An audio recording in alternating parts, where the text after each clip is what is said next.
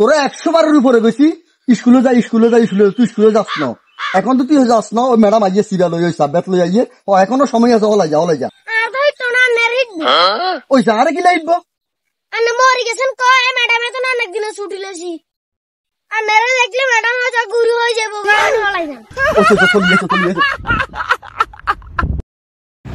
আসসালামু আলাইকুম গাইস, আপনারা সবাই কেমন আছেন? আশা করি আপনারা সবাই ভালো আছেন। আমিও আপনাদের দোয়া অনেক মেহেরবানিতে অনেক ভালো আছি।